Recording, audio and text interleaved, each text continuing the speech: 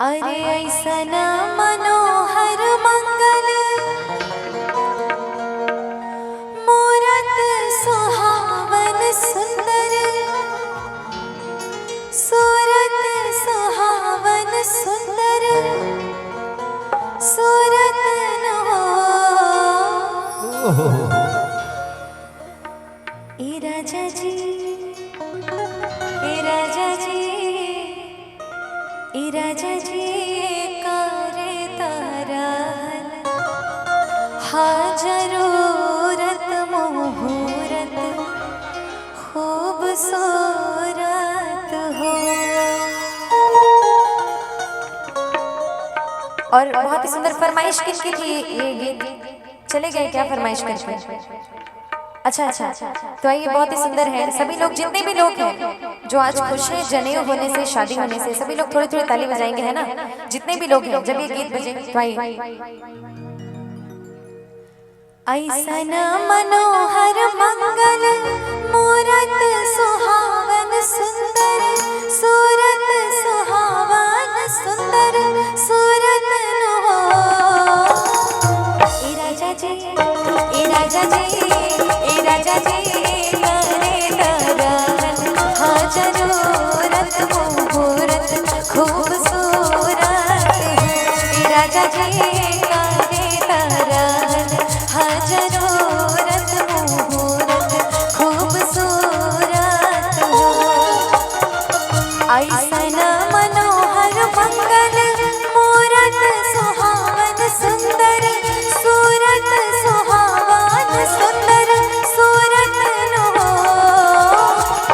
ऐसन मनोहर मंगल मूरत सुहावन सुंदर, सूरत सुहावन सुंदर, सूरत नो ए राजा जी, ए राजा जी, ए राजा जी करे तारन हाँ जरूरत मुहूर्त खूबसूरत हो। ए राजा जी करे तारन हाँ जरूरत मुहूर्त खूबसूरत हो।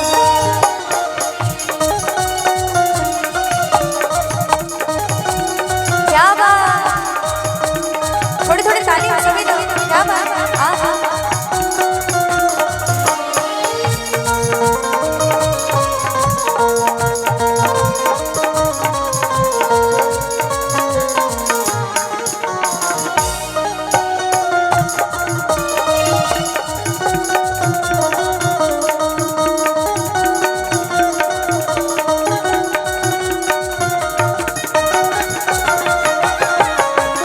क्या बात, थोड़ी थोड़ी ताली।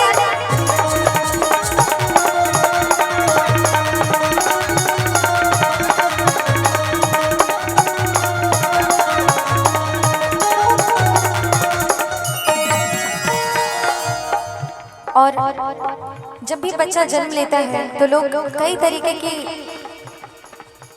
सोच रखते हैं और कई तरीके के सपने देखते हैं कि हमारा बच्चा ऐसा हो, हमारा बच्चा ऐसा हो। तो अगर गीत के माध्यम से सुना जाए तो क्या? हमरा बुझाता बबुआ जियब होइने नानाइता, सियब होइने नानाइता, सियब होइने हो।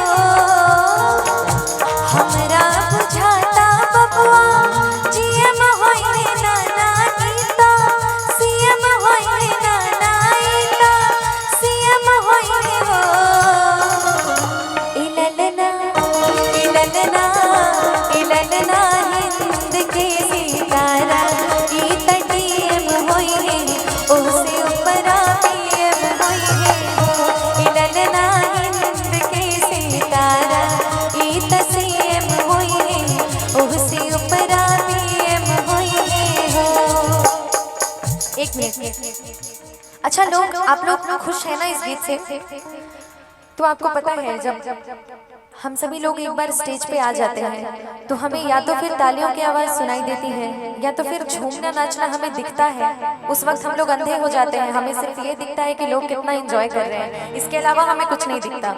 और लोग कितना ताली बजा रहे हैं, कितना झूम रहे हैं और कितने जोर से आनंद ले रहे हैं, कितने जोरों शोरों से। अगर कभी भक्ति में जागरण हुआ तो हम सभी लोग देखते हैं कि कौन कितनी जोर से माँ को याद कर रहा है, जयकार लगा रहा है। तो कुछ इस तरीके से जब अभी आप सभी लोग एंजॉय कर रहे हैं तो मैं चाहूंगी थोड़े थोड़े खड़े हो जाइए सभी लोग, एक बार खड़े हो जाइए, शर्म करना नहीं है, शादी भी है, जनेऊ भी है। एक बार आगे आ जाइए, इधर थोड़ा सा जो लोग हैं इधर आके थोड़ा झूम लें तो मुझे बहुत अच्छा लगेगा, है ना। उसके बाद विवाह शादी के पारंपरिक गीत संगीत चलेगी तो और भी कुछ रीति रिवाज लोगों को याद आएंगे, लोग रीति रिवाज करने चले जाएंगे। तो आप सभी लोग थोड़ा थोड़ा झूमेंगे, है ना, मुझे दिखना चाहिए।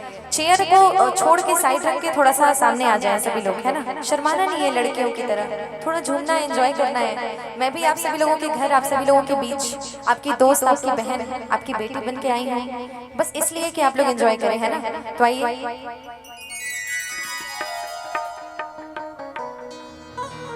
हमरा बुझाता बबुआ जिए मोहई है नानाईता,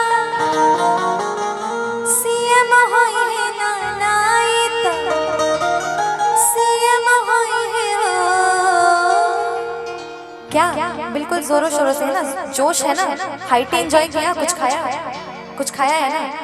चलो तो वो मुझे दिखना चाहिए। क्या इललना इललना इललना हिंद के सितारा, ई तो सीएम होई है, उससे ऊपर पीएम होई है।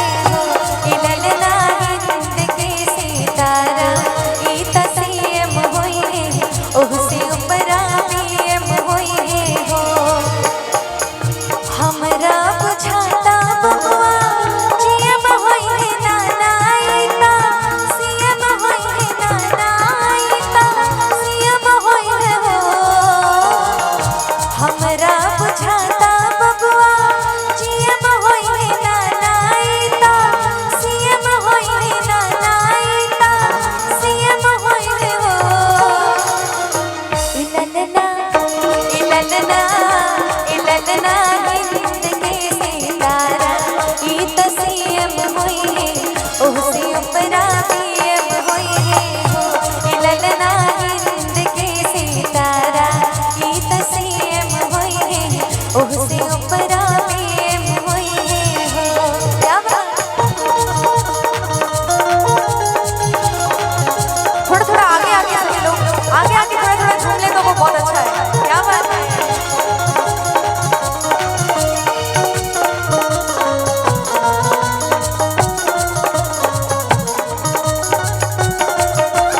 क्या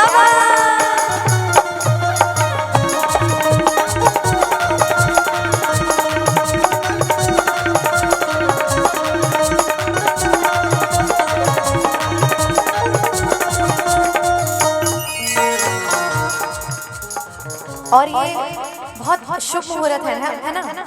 कितने लोगों को ऐसा लगता है कि जब भी कुछ आनंदित होता है घर में, शादी हो, विवाह हो, जनेऊ हो, तो इसका एक अलग ही आनंद है ना, एक अलग, ये भी एक त्योहार की तरह हो जाता है ना। क्या ऐसना मनोहर मंगल मूरत सुहावन सुंदर, सूरत सुहावन सुंदर, सूरत नो।